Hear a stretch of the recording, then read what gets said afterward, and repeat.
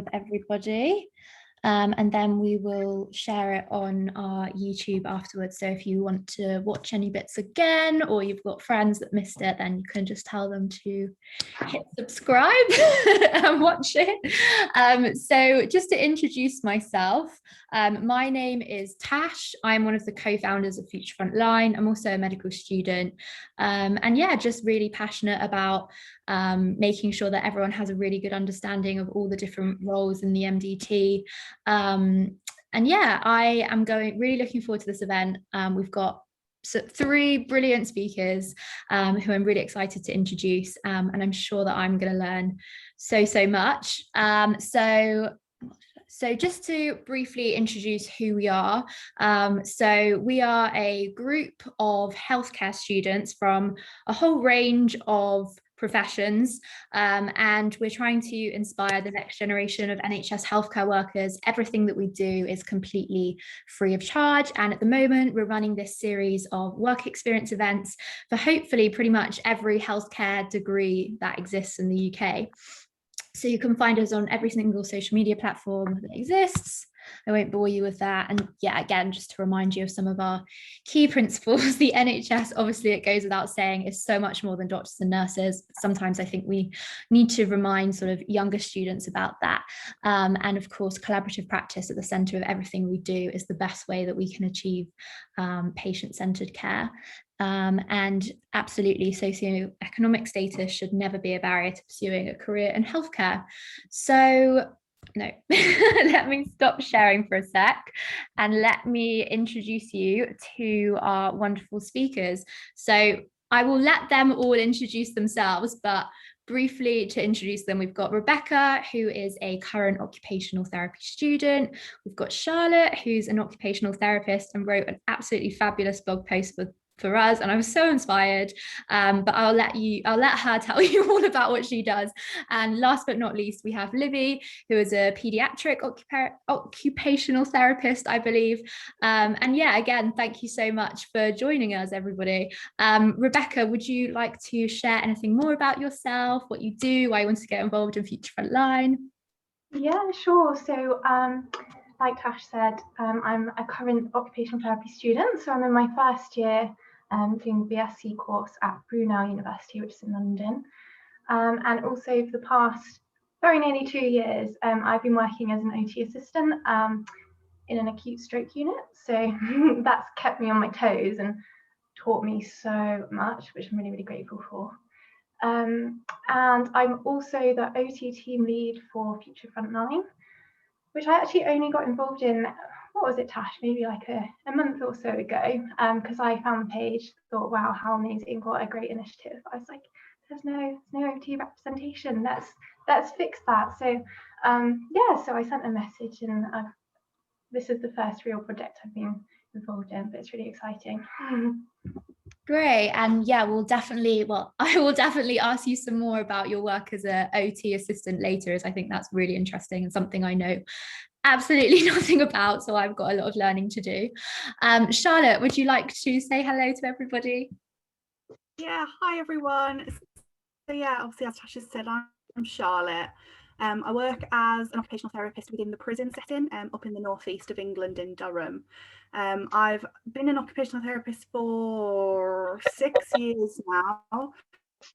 I have actually only started within the prison setting in the last 6 months. Before that, I was working within acute mental health, and it's a very, very rare but absolutely essential part of occupational therapy that I'm really excited to share with you all. So hi everyone. Great. And Livy? So I'm really excited to follow on from both Rebecca and Charlotte, and excited to hear more about what you guys get up to as well. But other people, this is the first time we've all met as well. But I'm Libby, I'm a children's occupational therapist. And similarly to Charlotte, I've just started a new, well, I say just started a new role, but I started last summer, and before that have experience in other settings as well. So, yeah. Brilliant. We've got such a good range of speakers from all different areas, which I think is brilliant. So just quickly to flip back, this is high tech stuff from me, to some of your answers to why OT. Let's check that you guys have filled something out. Otherwise, yay, people have responded. So passion for helping. I want to help people. Helping people is coming up clear. Making a difference to QOL, quality of life. Look at that abbreviation. And a people person. I think all our speakers will definitely share some of those reasons. So maybe Rebecca, seeing as you're a student, could you tell us why did you want to study occupational therapy? The classic interview question. Classic interview question, but I also think it's really quite hard to explain yourself. But essentially, I think if I take you through my journey, so when I was at school, which I'm assuming quite a lot of people here probably are, but I don't want to make that assumption because I know there are quite a lot of mature students going to OT. But when I was at school, I never knew OT existed, hence I love Future Frontline. I knew that I liked science. I knew that I probably wanted to work with people, but for various reasons, I didn't want to study medicine. So I actually went off and I did a degree in biochemistry first. I was like, oh, my real interests are in helping people who are unwell, like curing disease. So I did that degree thinking it would help, but it was not tailored to my interests, let's say. It didn't really motivate me. It wasn't what I thought it was going to be. So kind of, I was back at square one again when I finished that degree. And I'd actually taken some time out between, it was a 4-year course, so I took time out between my second and third year because I was a bit unwell. And I worked as a teaching assistant, and that's how I was actually introduced to OT, because the girl that I worked with had cerebral palsy. She was on a dual placement, so she was part-time in the school that I worked in and part-time at a specialist school for children with motor disorders. And I was introduced to OT, and I thought, oh my goodness, what an incredible job, what an incredible thing that she was also called Rebecca actually, what an incredible thing that Rebecca could do for this people. And it took me a couple of years. I went back and finished my biochemistry, but got some experience in the hospital. I've been working since, and just thought, yeah, I think it's the relationships that you can build with people. And what I really love about OT that I think makes it stand out from all other professions is that we get to work with people doing the things that are really the most meaningful for them. So I'm sure the question will come up later and I can expand on, and all three of us will expand on what exactly OT is. Another really good question, but we work with people to do the things that they either want to do, need to do, or have to do. And I think that is such a special privilege. Yeah. That's lovely. You put that so well. And yeah, we will definitely have to have a bit of an idiot's guide to an OT, mainly for my purpose later. Libby, why did you choose to become an OT, and maybe specifically why a children's OT? Yeah, so when I picked my A-levels, I had no idea what I wanted to do, and I feel like there's so much pressure on, like, when you're like 15, 16 to know exactly what you want to do. No one knows. Just pick what you feel like you're good at, what you want to do, and you can figure the rest out later. And then it was just lucky that I had a social science psychology, because you need a social science for occupational therapy, or I wasn't very good at science, Rebecca, so I didn't have any other science other than that. And I learnt about OT because one of my teachers, my psychology teacher, had motor neuron disease, and he had an occupational therapist that came in, and sort of his passion was teaching, so he was able to carry on teaching, even though he eventually ended up in a wheelchair, needed a lot of support, and there was lots of changes around our school. And to be honest, I spent far too much time thinking how cool I thought that was, that he could carry on teaching despite having a disability, than maybe what he was actually learning about for my A-level psychology. But I passed, which is all I needed to do. and then applied to go onto OT. And I think, again, even throughout my sort of training, again, I still didn't really know where I wanted to work. There's loads of areas you can work. And did a rotation when I graduated, which is just you spend different amount of time in each different area. And I really liked peds, and then a senior job came up in peds, so I went for it. But I've loved lots of different areas, so I'm not sort of setting my heart on it for life. I think if I wanted to, there's that flexibility that you can move around a little bit. So I'm a peds OT for now, but we will see what's to come. Definitely. And I guess that sounds like such a nice thing about OT, is you have that flexibility. And sorry, just to interrupt, guys, we'll be doing a Q&A at the end, so keep the chat to a minimum if that's okay, as otherwise my head goes all over the place. I can't keep up with everything. And finally, Charlotte, why OT? Why prisons? Well, that is a question. So for me, I was very similar to, I think, a lot of students at school, where you didn't really know what you wanted to do, but I always kind of knew I wanted to do something with people. I wanted something that was creative. I'd actually never heard of occupational therapy, which is really common, even though it is one of the core kind of allied health professions within the NHS and social care. And so when I was back then picking my options of GCSEs, our high school actually gave us the option to do a vocational college course one day a week. And so I did that in health and social care, which really, really fit me. I was able to do some practical work. I was able to go on a placement. And it was at that point that, at the time, I just thought I'll go into nursing. You know, I think that is kind of still the standard health profession, or going to do your medical degree, which wasn't something that I was going to do. And it wasn't until actually that I was on that placement as a student, where I shadowed an OT for about 2 hours, and I was absolutely hooked. And it was basically an assessment in an acute ward in a hospital, seeing whether that person could go home. And I found it so interesting how they'd been medically deemed fit, they'd been decided where they were going to go, but actually the next steps of practically how they were going to function, how they were going to live their life, I really liked that was a question that was going to be asked of. And I think the thing with occupational therapy is, whatever sector you're in, the key theme is independence, and it's having a quality of life, as people have mentioned. And so even though I'm in a very specialist area, as paediatrics is, as housing is, as education is, you know, there's so many different areas, and so you are a slightly different OT in all of those areas, but the key theme is helping people live their best lives, whatever that may be. That is your job, and it's the best job. I mean, I'm biased, but it is. You get to be creative, you get to be problem solving, you get to think on your feet, and you're ultimately helping people to be able to do the things that they want to do.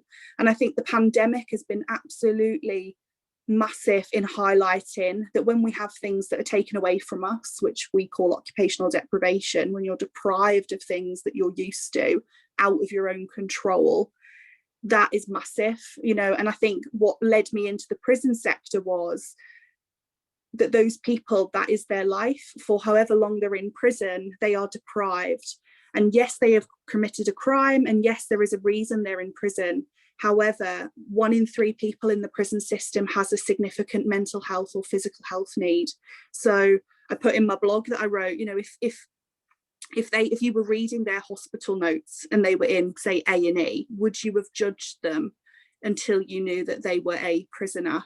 And actually, when you learn about their backstory, a lot of people have experienced trauma, substance misuse, poverty, and actually they have just as much occupational need as all of our other patients that we work with.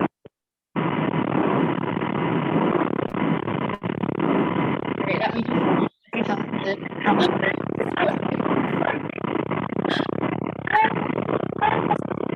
Okay, sorry everybody, I just muted that person.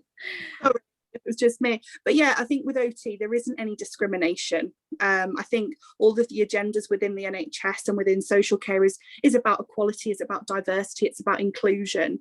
Actually, OTs have been doing that forever. you know, thinking about where OT started. It started in the First World War, and it was about adapting to trauma from war, you know. So OT goes back a very long time, about independence, and that's what I love about it. I love that. You're all so inspiring.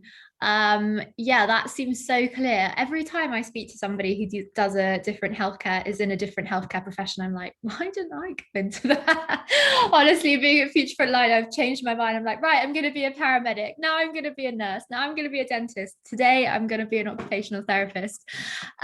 Great. So I think now is the perfect time to answer, what do you guys actually do? What does an occupational therapist do? What's your day-to-day life? You go to work, what happens? Libby, maybe you can take this one to start.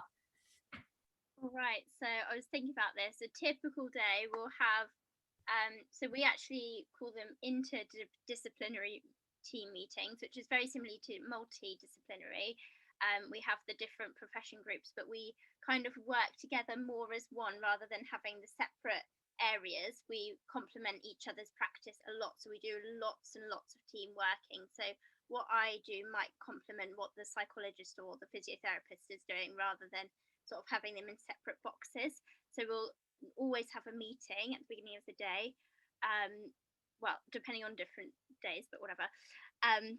And then I will talk more about the patients that I see a bit later, but we have a rehabilitation program for some children that need a little bit more intense input. So I will see those patients in the morning, and then I'll have outpatients.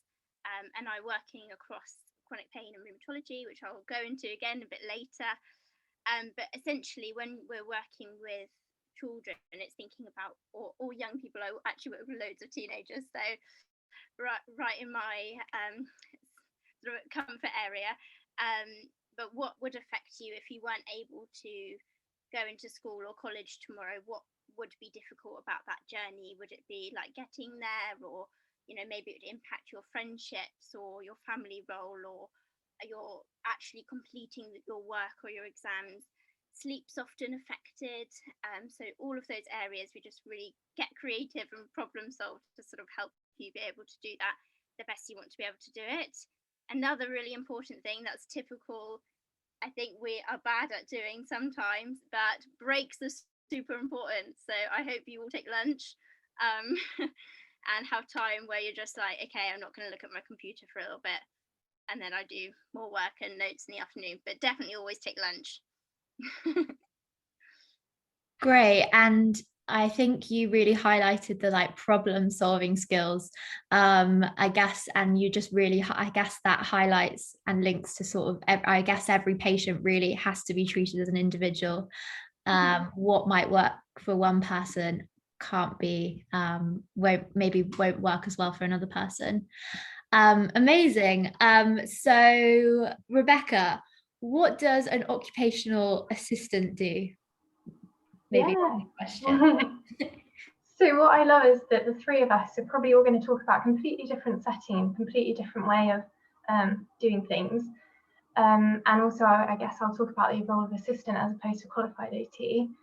I think typically on a stroke unit, so there's two wards where I work. One is where a patient will come sort of pretty much immediately after they've been diagnosed with a stroke, and maybe they've had the initial treatment, and the other is maybe they'll head there sort of a week later if they've shown rehab potential, and they'll stay there for weeks, even months, however long it takes to sort of get them back to as much function and get them back to doing as much as we can get them doing related to how they were doing before. So I guess when I was working full days before I was a student, we'd all gather in the morning. The OTs would start a little bit earlier than some of the other disciplines like physios. We'd get together, and I guess if we talk about more the rehab ward, because that's where I was mainly based, we'd have a look to see if there were any new patients that had come over, because they were going to be prioritised to have initial assessments with the OTs. They'd have a look at their function. So there's a lot in a neuro assessment, but you might look at their vision, their cognition, their mental health, how they're sort of performing physically, how their limbs are working, because obviously following a stroke you could have a lot of loss of strength and power in one side. So we'd have a look at that, prioritise who needed to be seen, and then go through the rest of the patients that maybe we knew that had longer term plans, and work out what the aim of a session with each one of them was to do each day, maybe who would see them. So the OTs would often be the ones with sort of the intervention plans, and they might say, oh, Rebecca, you know, I did a wash and dress assessment with patient X yesterday, and they could really do with working on these things. Maybe you could go and take them to the shower and work on that this morning. And then as well, like Libby was saying, when the physios and the rest of the team come later on, we might work out who could I see with a physio, or which physio might join up with it, which OT to go and do an assessment together. And then you have your lovely plan for the day, and you have your list of patients that you're going to see and what you're going to do with them. And then obviously 101 different problems come up, or spanners thrown into the works, and there's a lot, I think Tash, you picked up on it from what Libby was saying, there's a lot of problem solving, a lot of thinking on your feet. Oh, this person was meant to go home today, but all of a sudden we don't think they're safe. Can we do some discharge planning around that to make sure they're going to be safe when they get home? So there's pretty much anything could come up any day, and any plan you have could go completely out the window, but it gives you an idea of the kind of thing that an OT might do. Keeps the excitement there. And Charlotte, what do you do as a prison occupational therapist? What kind of patients are you working with? Yeah, so set the scene a little bit. So I work within a remand prison, which is where people who have committed an offence are brought there from court or from police custody. And it's basically a short-term prison where they wait sentencing, so to wait for their kind of how long they're going to be in prison for.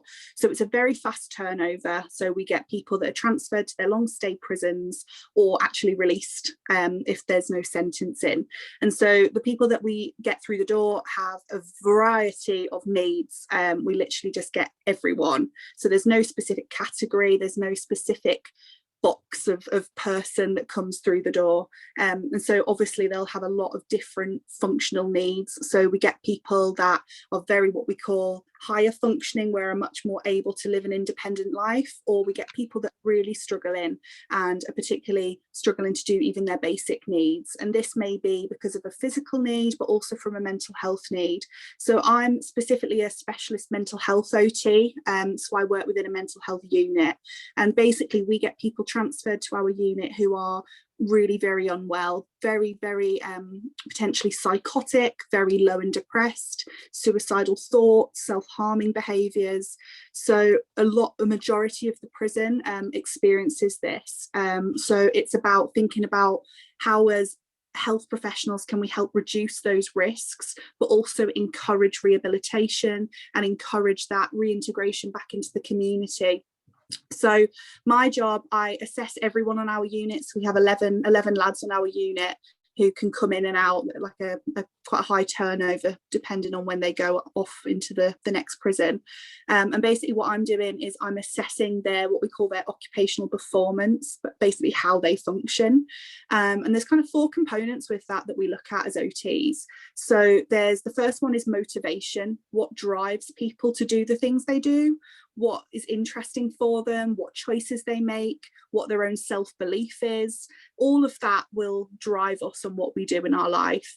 The second part of that is our routine and our habits. So I'll be assessing that as well, looking at how someone manages their day, what habits they have, specifically their criminal habits as well. So as OTs, we have to look at their criminal activities as well.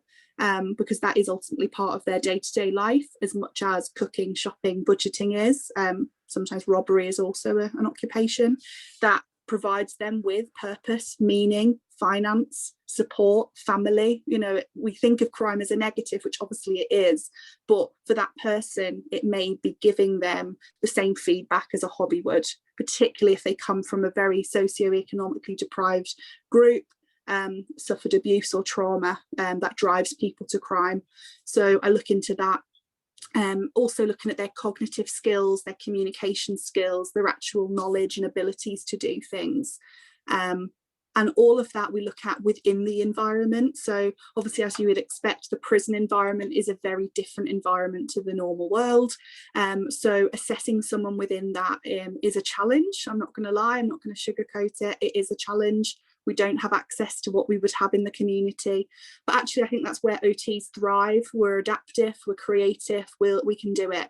So yes, I can't assess someone doing a cooking task because we're not allowed a kitchen, but I can assess them practicing how to plan a meal theoretically, or to shop using the online shopping kiosk that they have, or looking at their budgeting skills from a theory perspective, or even just looking at actually what things they want to do in their life. So I've got people that, you know, actually want to do better, they want to come away from crime, but really struggle to do so. And so it's about looking at positive activity, looking at positive occupations as well.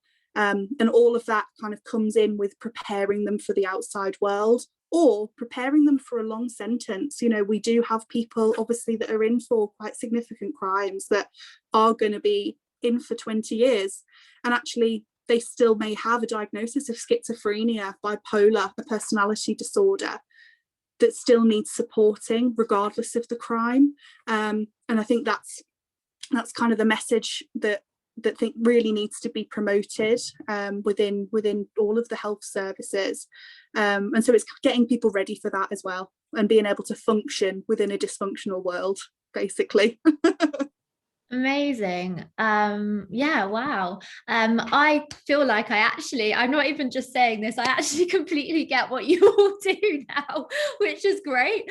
So Libby, you were kind of mentioning what sort of conditions do the children and teenagers that you look after have, and you know, what sort of what help do they need, basically? What do you help them with? Thank you. Yeah, so I firstly would just love to say, Charlotte, I love that. I feel like I'm going to use that now. Function in a dysfunctional world. I think that's brilliant. I might steal that. But yeah, the children and young people that I work with, mostly, so I work in 2 services, but firstly I'll talk about chronic pain.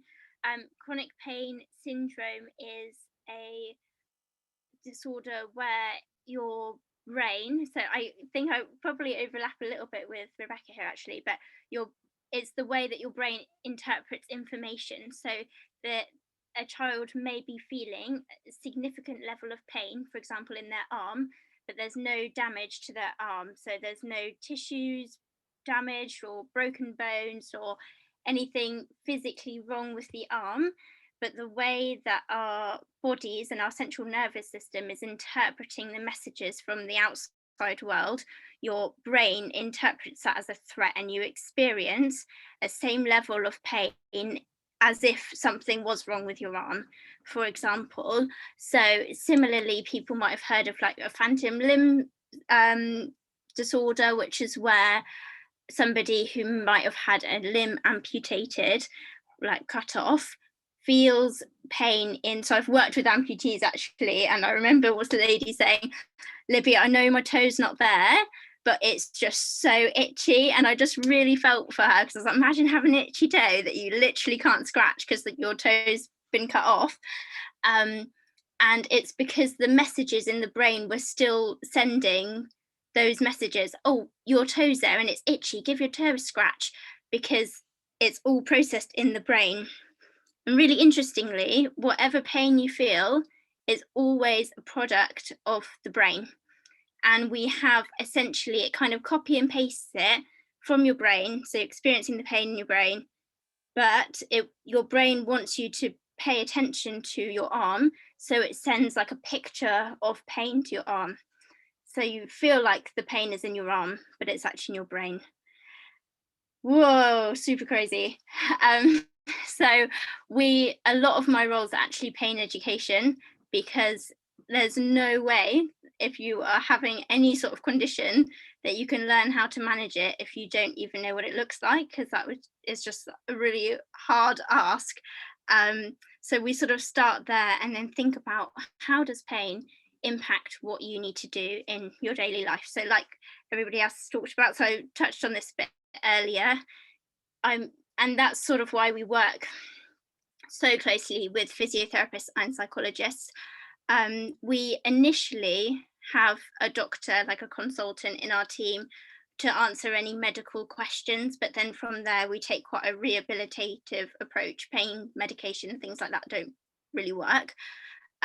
So we work closely with the physiotherapists and psychologists. And the reason for that really being is, let's example of the arm. So functionally, from an OT perspective, what is it stopping them from doing? Maybe you can't wash or dress yourself, those practical tasks, but also it's quite a holistic role in occupational therapy. I do a bit of physical health, there's practical problem solving, but also crossing over into mental health, because being in pain all the time is likely to affect how you're feeling. And so working on that sort of motivation as well. And luckily, we're very fortunate in our team that we do have the support of psychologists as well in our team, and also physiotherapists who would work on, if your arm is hurting, you're probably not going to use it as much, so you would lose some strength in there. So that is part of my role. Most of my role is in chronic pain. And then the other side is sort of working in the rheumatology service, which is, so I work with children who have arthritis. And this is a little bit more of an MDT, where our divisions are like, there's the doctor, there's the physio, there's the occupational therapist, so you sort of have your bit. And mostly with children with arthritis, if it affects their hands, that's when you'll see me, because you might struggle with writing or picking things up and grip strength and things like that. So we would look at different hand exercises. And with the little ones, like if I'm seeing like under 5, it's quite fun because we'll like play games or like dominoes or something like that, because they don't think they're doing exercises, but they are. So it's very different, but kind of complements how much and how broad occupational therapy is. So yeah, sorry if I ramble a little bit, but it's very hard to understand what pain is otherwise. No, you didn't ramble one bit, and you explained that so well, actually. The complete opposite. Yeah, I needed that explanation. I think sometimes we overcomplicate like our explanations of diseases and stuff, so that was really helpful. And I can completely understand how, if somebody has been told maybe by a doctor, oh, there's no break, there's no tissue damage, like you were saying, but actually they're still in that amount of pain, how would that make you feel mentally? It would make you feel terrible, and like you shouldn't be in that pain. So yeah, it sounds great. See, I told you, I'm just even more convinced now. Great. So my next question, I think, or actually, Rebecca, do you want to maybe just briefly talk us through being a student, as I think that's quite important to briefly touch on. When do you start your placements? What are you learning about as a student? Yeah, so I think my experience of being an OT student is very atypical, and actually I do invite Libby and Charlotte to add in if you want to, if you feel like you need to, because my entire degree so far has been online at home. But I think we've covered the same stuff. So to answer your question about what kind of thing we learn, this year, I mean, I was thinking about this. I was like, how can I condense everything we've learned into one thing? But the general structure is we will have sort of knowledge for OT. So that is kind of learning your human sciences. So we've covered everything from, like Libby said, pain to the respiratory system, to neuroanatomy, to stress responses sort of in mental illness, to trauma and refugees, and how that's all playing out in the body and sort of the human form. And then alongside that, we've been learning all about the OT process. If you had a client or a patient with those kinds of presentations, conditions, whatever you'd like to call them, what would you do as an OT? So we've learned sort of interviewing techniques, gathering information, coming up with intervention plans, setting goals, and sort of all the skills that you need to do the job of an OT. which has all been very new to me. So before, obviously, as an assistant, I was told exactly what I needed to do, and I didn't have to think about what the goals were or how to set them or what information I needed to ask from who, etc., etc. So that's been the main content of the first year, and then I go out on placement in May, all being well. So we've got 4 placements over our whole degree. The first one is short, it's about a month long, and then there are 3 2-month-long ones. And we'll do them in a range of settings. So I think we're meant to cover physical health, mental health. They want you to get experience in, say, an acute hospital, maybe in the community, schools, prisons, charities, social services. It could be anywhere, which is really exciting. So I've got those coming up as well. And yeah, I don't know, Libby and Charlotte, if you've got anything more to add about sort of a more typical experience, not in COVID, please do feel free. Yeah, I think, I mean, I mine was normal back then. But no, I think, you know, you've summarised it pretty well. So I mean, I studied at the University of East Anglia in Norfolk back in 2012, and yeah, obviously it was very similar back then. It's a 3-year degree, and you obviously get either a bachelor's degree over 3 years or a master's degree in 2 years if you've done another bachelor's degree before. And it's a combination of theoretical work and practical work, which obviously Rebecca's talked about there with placements. So I want to say it's 1,000 hours of practical placement that you have to do over the 3 years, and different universities structure that differently, depending on their curriculum. And it's a really good combination of theory and practice, I think, because I've had lots of students before, and it's not until they come on placement where they say it makes sense, it fits, you know, all of the stuff I've learned, the theory, it makes sense. Even me now as a practitioner down, you know, as a specialist OT down the road, I now know the practical side of it, and I have to think about the theory and make sure that that's still in my head, and making sure that it's evidenced using those theories. But yeah, kind of looking at occupation as a concept. So it's called occupational science, which is the theory behind us as humans, why we do the things we do, why we need to do things we do, why we like doing them, you know, and that's not because you've got a disorder or a dysfunction, it's actually because you're a human. So I think understanding why we do things as people is really important first, and then thinking about, okay, what if you've got rheumatoid arthritis? What if you've got schizophrenia? You know, thinking about those things on top of that, because we'll all have dysfunction in different areas. It's just on a sliding scale, really. But yeah, I think the OT program, wherever you would study, if you're already studying, you know, if you're thinking about studying, all of the courses will give you the greatest foundation to practice in, and the placements will really give you a really good wide variety of OT, because as you've heard, you know, all of our roles are completely different, but the theme is the same, and that's independence. Great. Libby, do you have anything to add about your time as a student, or have we covered it all? You pretty much have covered it. I think just to follow on really, I study at Oxford Brookes University, so if people are considering different universities, I think every different courses sort of focus on different things a little bit more. Like Brookes is quite we did like a mix of sort of coursework and sort of practical, but I think some universities are much more like work on problems and practical stuff together, so it's really worth looking into what you're interested in.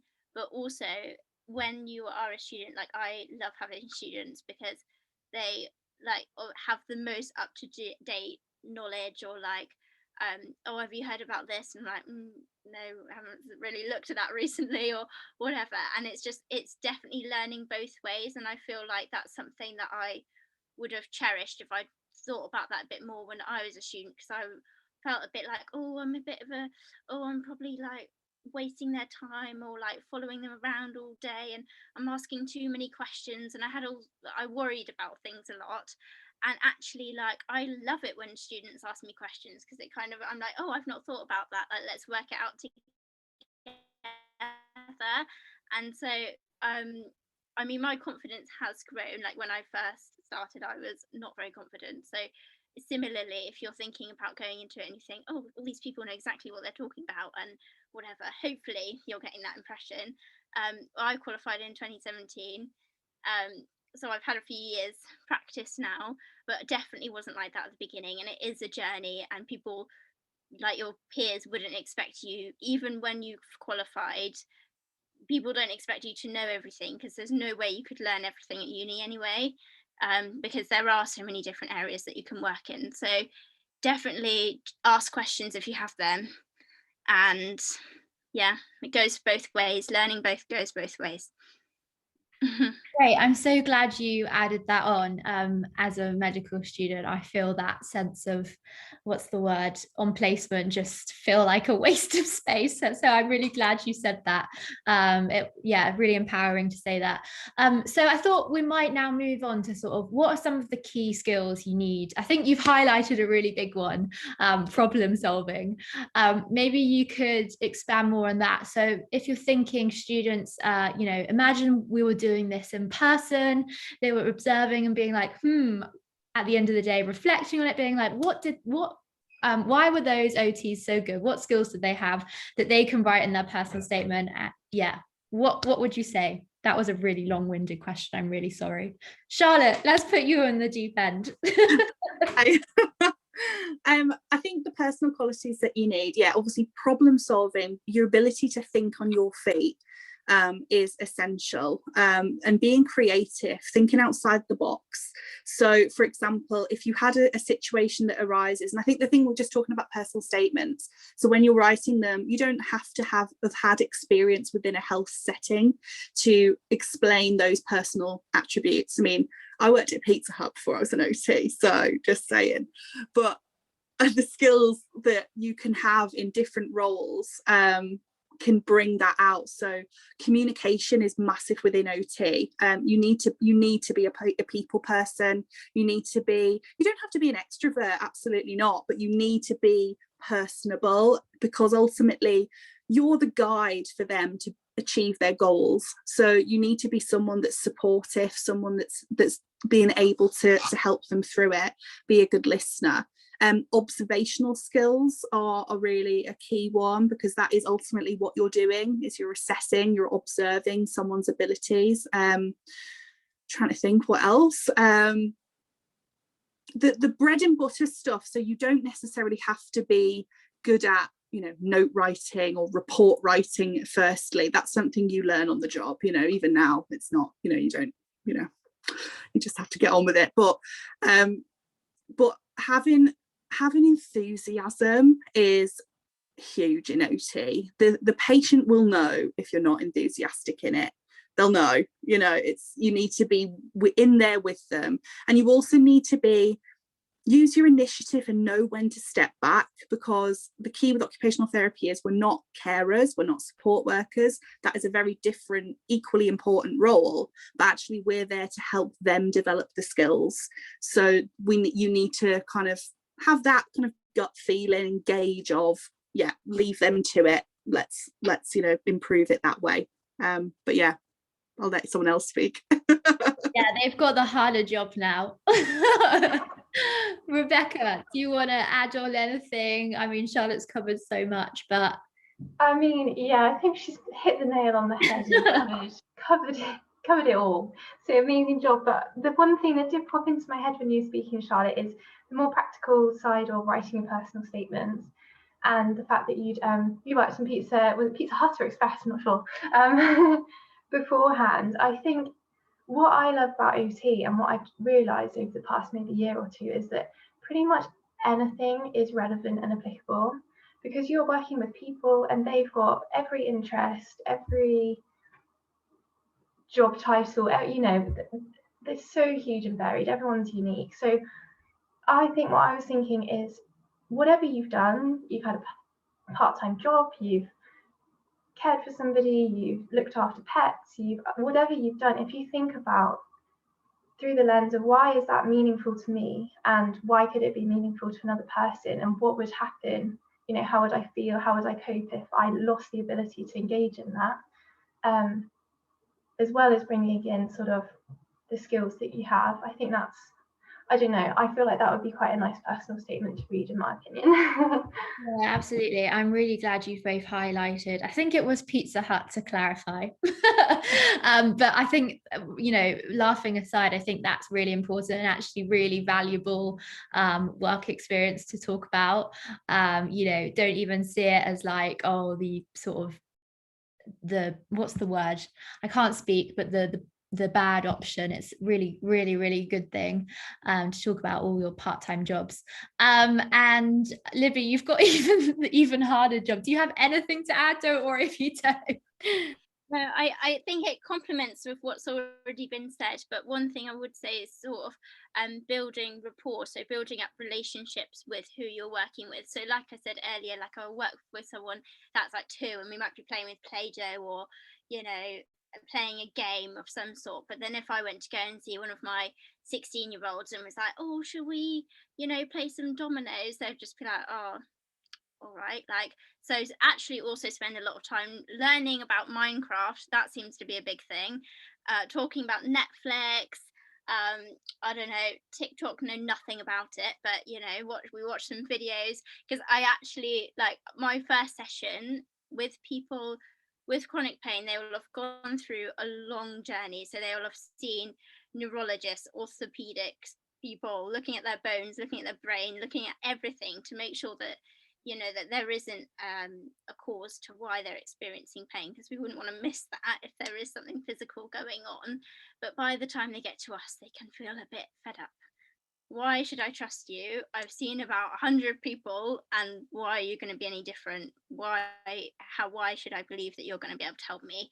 So we can have some fun with that, and we can sort of get to know them and play games or go for walks when we're allowed. And sort of build up that rapport with somebody, so that ultimately if you don't trust somebody, you're no way going to want to work with them. So yeah, so try and explore a little bit with that. Probably still have some paint on my arms from doing a painting session this morning, and also just having a bit of a laugh with them, and like even admitting, like, do you want to be here? I know I'm not like the most fun person to hang out with, like taking a bit of a joke at yourself, or like people warm to that. And I think that's so important, to just sort of acknowledge that actually it is a bit rubbish, but what can we do about it, really? And I think that's come through so strongly from everyone, really, that being enthusiastic and showing that you want to help, and even if things are rubbish, even if things aren't going well, being honest about that. Like, be honest with me if you don't like my idea, because I'm not going to have to be the one that goes to school and hold up my hand to say I need a break. That's going to be you. I don't have to sit exams anymore, thank goodness. So if you don't like my ideas, like, you just need to tell me. And having that sort of honest approach, honesty, humour, Netflix. That's great, honestly. I think, yeah, you just touched on something really important. I think the sort of really making sure that putting the patient first. It's all well and good, I can imagine, having, you know, your own ideas, and then they're just like, this is not going to work. Yeah, definitely not going to do that. So Libby kind of touched on this earlier, when you were saying that you work really closely with physios and psychologists. So obviously at Future Frontline, we're massively enthusiastic about the like sort of collaboration with different members of the MDT. So I wonder whether you guys could talk about which members you do work closely with and how that kind of works. Who wants to go first? Okay, Rebecca. I'll give it a go. I actually think this stroke is a really good example of how multidisciplinary, if I said that right, it can be. So the OTs work very closely with the physios. I think that most people have picked up on that link by now. Speech and language therapists. Speech can be massively impacted, as well as swallowing, so your language and your swallowing in stroke. We work with psychologists. Having a stroke is a massive impact. It can also physically change the brain, that changes your psychology and your emotions, but also the trauma of it. So we work very closely, make quite a lot of referrals to the psychologists. We work with dietitians, because if people aren't able to swallow properly, they need support with their making sure they've got adequate nutrition. We work very closely with the nurses, of course, who provide a lot of the personal care for patients who are often very limited in what, at the stage I meet them, that they're able to do for themselves. Of course, the doctors are the ones that have diagnosed them, they're managing their blood pressure, they're, you know, trying to prevent another stroke from happening. Who else do we work with? I'm sure I've missed people out. But it's huge. Essentially, we work with a wide range of people, discharge planning coordinators, getting people home safely, especially if they're not going to return to the level of function perhaps they had before. How can we get them home? So we work very closely with the discharge coordinators. If I think of any more, I'll let you know. But yeah, it's very. That's great. Charlotte, I'm wondering whether yours is slightly different in a prison. Yeah, slightly, not dramatically. I suppose when you think of a prison, imagine it like a little town, I suppose is the way I've always described it, because there will be a GP, there will be a dentist, there will be an optician, there is education, there is employers, you know, they work within the prison. So those kind of sectors are still there, so we have those links with those areas quite closely. So how the prison works where I am, but most of the UK, is there's the contract of the NHS service into the prison. So ultimately the prison service runs the show, you know, it's their building, it's their system, but then they contract us in as a specialist mental health trust. Similarly, they contract in education, they contract in physical health, so GPs and nurses and social workers, all of those get contracted in. And so we work really close with all of those as on a wider scale. Similarly with like probation, so people that are obviously leaving prison, we work really closely with the prison officers, because ultimately they're the ones that are managing their needs on a daily basis. And then from a mental health perspective, we work incredibly closely with psychologists, dietitians, speech and language therapists. I think it's 93%, I think, of the prison population have a communication or language need. So they don't have a physical difficulty with communication, but they have an intellectual one, or a social communication difficulty is also covered within speech therapy. So it's not just physical health, it's actually mental health as well that has a massive impact on speech. We work really closely with our mental health nurses, with our learning disability nurses, with our psychiatrists. There are physios within the health centre. Personally, I haven't had much dealings with physios, but if the need obviously was ever there, then we would have that really close relationship. We work really close with housing, with citizens advice for people that need benefit support. We work with a service called NEPACS, which is a family liaison service, so to ensure that our patients have contact with their families while they're in prison. So it literally is a town. There is so many services that all link together, and we're obviously just one part of that chain. And I completely agree with what Libby said there. You know, they would have seen everyone and everything before they've probably seen you, and so it's just making sure that you're not repeating yourself, but also making sure that it's memorable, you know, that the therapy is memorable and it's meaningful. Yeah, basically. I love that. I love that answer as well. You guys are all so good. I don't know why you're all like, oh, when the patient gets to see us, they're like, oh. But no, you guys are great. Finally, Libby, I know you've already spoken about physio and psych. Do you have anything else to add? I actually do. I've missed out a couple of people, so I just want to give them a little shout out in case they ever watch this. So we mostly, the main team, like I'm going to be talking about the pain team because it does work a little bit differently.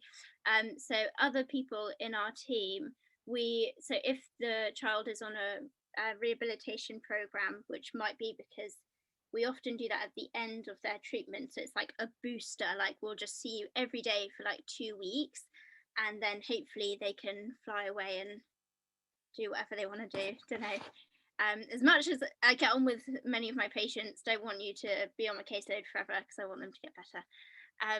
But we are super lucky. So during that time, we actually have a teacher, like a hospital teacher. So she sees them, but also there's a lot of liaison with teachers in schools. We have, and this is very unusual, and I still get excited when I think about it, but they have like a fun day of the program. So they see a karate, like, oh, I'm gonna say it wrong. It's like a sensei. It's like a karate teacher. That's definitely wrong. He's good. We've got a music therapist. We have that. We used to have an art therapist. When pre-COVID, they did hydrotherapy, which everyone seems to love. It's like physio in a warm pool. What's not to love? I also don't think we'd get anything done without our therapy assistant. She just knows everything. She knows like where everything is. She knows all the nicks and knacks of the team. Like she just like, I don't know, keeps the team afloat. And also our admin like secretary, she books in all our appointments and also seems to know everything about our IT. So those sort of bits and bobs, I think it's so important. Like all levels of the team is like we wouldn't function as we do if it weren't for those people.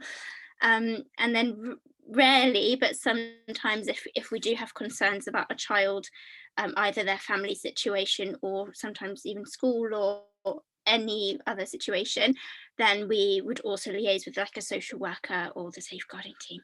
So as you were speaking, Charlotte, I was like, yeah, those extra people, I've just thought about myself really, but there's so many people that contribute to our team and sort of make it really fun to work in.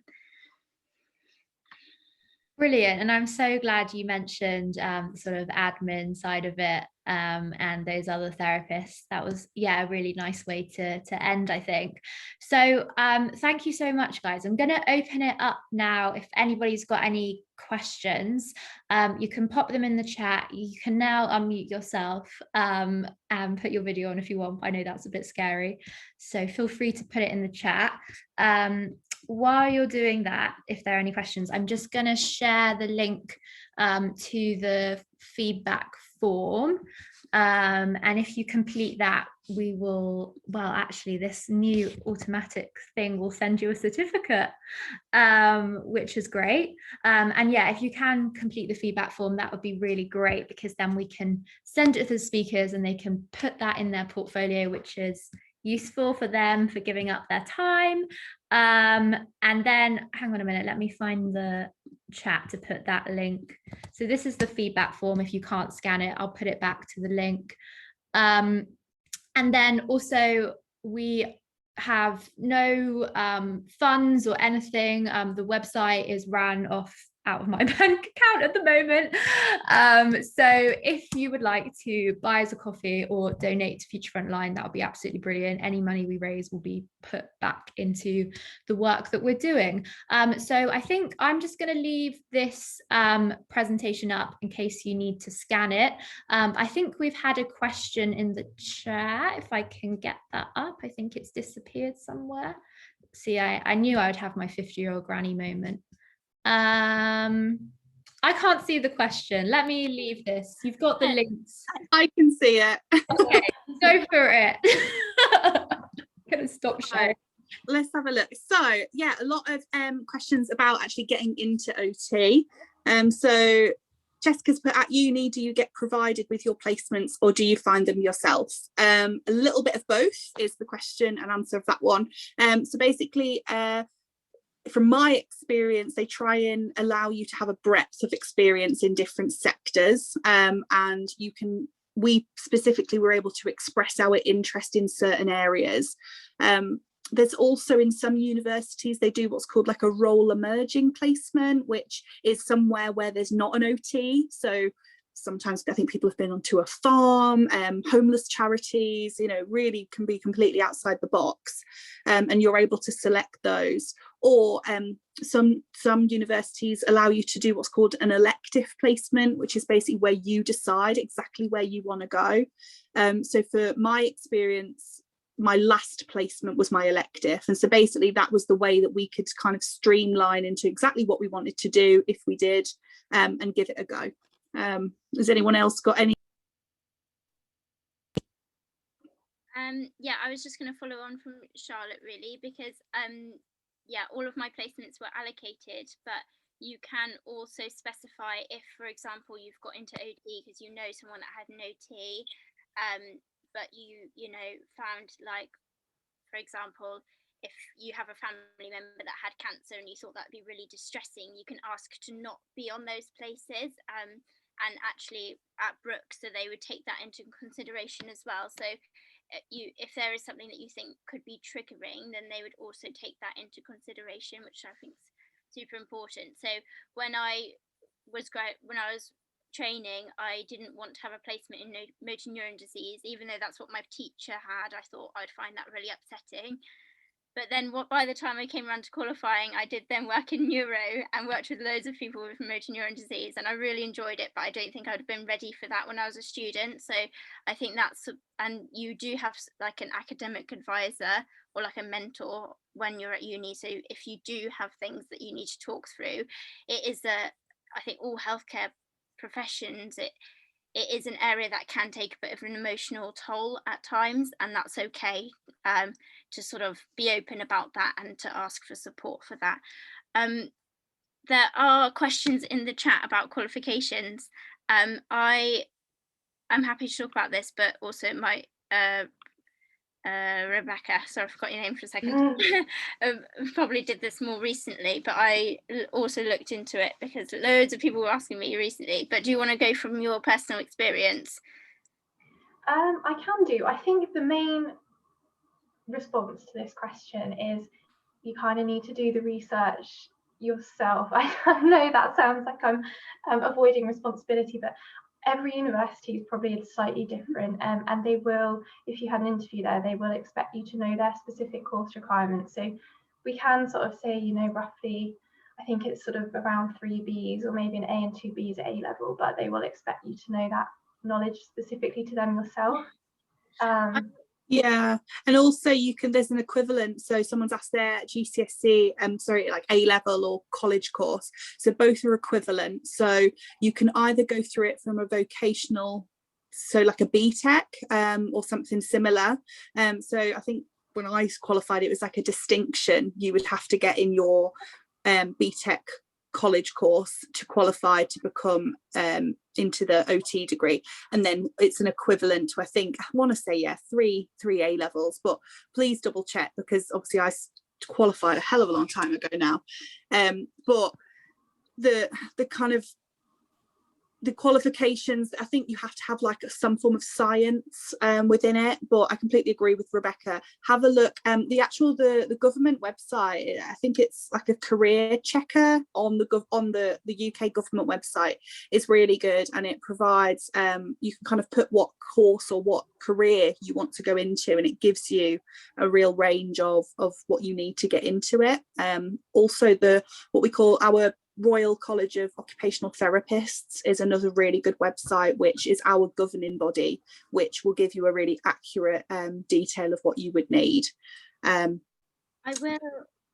Oh, sorry. No, sorry, I was rambling. Go ahead. No, sorry. I will just jump in because little self-promotion, but I did do a little video on it because loads of people ask me this question all the time. So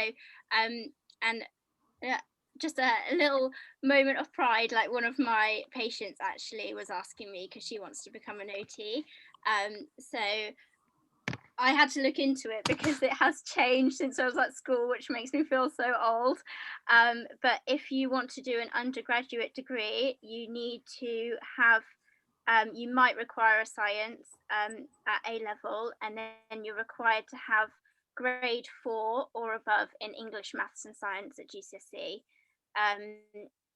So yeah, that's why I say I feel super old, is because when I was at school, it was still like A's and B's, and now they've changed to numbers, and I have to get my head around that a little bit. And then there are other options as well, which I won't go into in too much detail now, but you can find me on Instagram, where there are other options as well. They're looking at doing more apprenticeships, like degree level apprenticeships, across sort of the country, but I think there are a couple at the moment. I've listed them as well, but also, as Charlotte says, on the Royal College of Occupational Therapy website has all of the details there, so you can get through via apprenticeships or conversion courses. I think there's one in Brighton. If you've got a previous degree, you can do that, and you can also do a master's degree if you've had a previous degree. Well, that probably makes no sense, but that's what I've got. So Oh, that was really useful, guys. But yeah, I think I echo as well. Just, you're gonna have to do some of your own research. Yeah. University websites become your best friends. But don't waste one application choice because you've slightly missed what they require. Also, Charlotte has very kindly put those links that she was talking about, and Libby's Instagram is OT and Biscuits. If you haven't copied down those links, you can just go on the chat, press the little dots to the right, and you can save the chat if that's helpful. I think the last question that we'll end on, because I'm aware it's past 6 o'clock, is when do you about specializing? When do you choose when to specialize? How does that sort of work? Maybe a brief summary somebody can give us. So you don't pick a specialty in your degree, is the short answer. You can basically decide where you want to go into once you qualify, which can feel really daunting, I must admit. There's lots of what we call rotations, where you can actually be employed by a trust or by a service, and you can rotate round every 6 months, 3 months into different sectors, and you can actually keep rotating. That can be your career. You can just keep going if you want, but normally what happens is people can rotate, and then actually they find an area that they really like, and then they kind of go into it as a more of a static post. And you can get rotations within physical health, mental health, community, inpatient, outpatient. Some of the more, like for example prisons, they're not normally included in rotations, so they're more of a specialist role. But to be honest, those kind of roles that I'm in, they're not normally recruited as a newly qualified post. They're more of a senior role, just because they are a bit more of a specialty. But that doesn't mean that it's not something that you can get into, is the short answer. And Rebecca, thank you so much for putting all those resources on there. You're definitely going to need to save the chat now. So yeah, just go to the 3 dots, save chat. I don't know, I'll just open it up to you three. Is there anything else that you would like to say to all of us before we say a big thank you? I sound like a teacher, I hate myself. Teacher. Huge thank you to everyone that's come today. I hope you've enjoyed it. OT is the best career. You should definitely do it. Thanks, Libby. We're not biased. And it's me. Okay, that's all I've got to say. Yeah. For me, just echo that completely. And obviously this was a very whistle-stop tour. I also put my Twitter handle there, so if anyone does want to private message or DM or whatever you call it now, oh my god, DM, is it called a DM? DM me about, if you do want to learn about things in more detail, that's absolutely fine too. And I hope whichever stage of your career or your experience is, I wish you all the best wherever you're at. Thanks so much, Charlotte.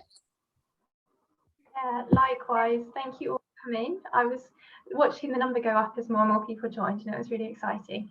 And also thank you to Tash for bringing us all together this evening to to chat all things OT. And hopefully we've persuaded 1 or 2 people that that's what they're going to end up doing. Absolutely. Yeah. Thank you so much, guys, for giving up your time. Really appreciate that. And yeah, thanks everyone for being a lot better than the aspiring medic last week and interrupting the conversation. So thanks for being kind to all of us. Feedback link is in the thing. If anybody has any other questions, queries for anybody, you can email or DM the the Future Frontline, and we'll pass on your questions to Charlotte, Libby, or Rebecca, if that's okay with you guys. And we'll also put this up on our YouTube account, so you can watch it a million times again. But yeah, thanks everybody. That's it. Nice to see you all. Thanks. Bye, everyone. Bye, Charlotte. And bye, Libby. Thank you so much. And Bye. thanks, Rebecca. Thanks, Tash. Thanks, Libby. Charlotte. Oh, she's gone. Bye. Bye. Oh, I just want to save the chat. Oh, yeah, lovely. All right. Let's go. Bye.